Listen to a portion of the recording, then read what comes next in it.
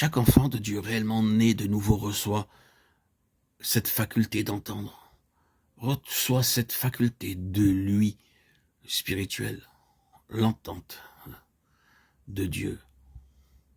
Mes brebis savent lorsque je leur parle. Elles ont une oreille ouverte pour moi.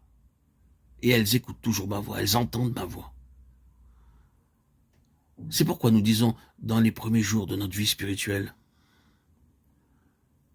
le Seigneur semble me dire quelque chose. Il semble me dire que je ne dois pas parler comme je le fais, que je ne dois pas me vêtir comme je le fais, et que je ne devrais pas aller dans les lieux où j'avais l'habitude d'aller.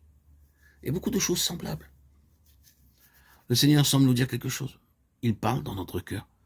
Et à mesure que nous avançons dans la vie chrétienne, cela devient la chose qui gouverne notre vie. Nous cherchons à entendre ce que le Seigneur nous dit. Et lorsque nous entendons sa voix, nous traversons un moment critique.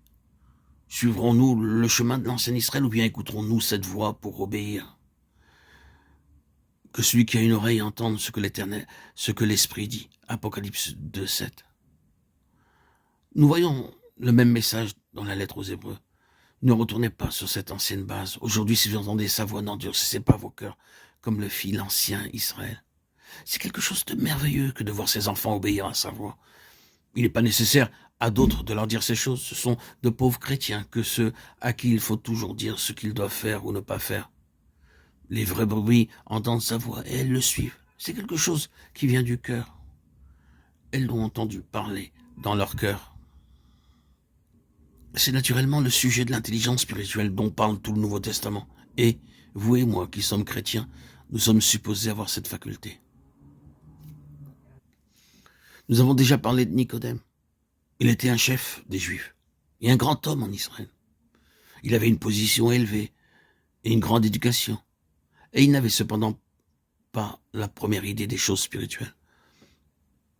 Jésus avait dû lui dire, si vous ne croyez pas quand je vous parle des choses terrestres, comment croirez-vous quand je vous parlerai des choses célestes? Jean 3:12.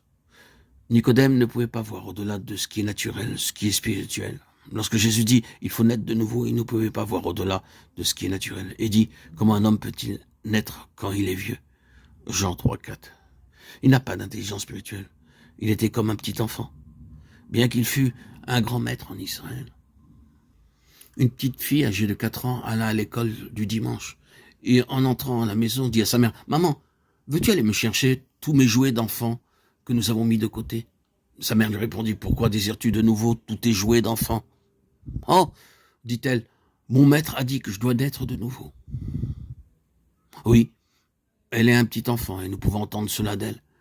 Mais nous avons ici ce grand Nicodème et il ne connaît pas plus qu'elle. L'intelligence spirituelle appartient à ceux qui sont nés de nouveau et ce dont nous est fait à notre nouvelle naissance. Nous avons de nouvelles facultés pour entendre, pour voir, pour sentir et ainsi de suite. Et nous le répétons, c'est de cela que nous parle le Nouveau Testament lorsque l'intelligence spirituelle est mentionnée. C'est ce que rappelait Jésus lorsqu'il dit « Mes brebis entendent ma voix ».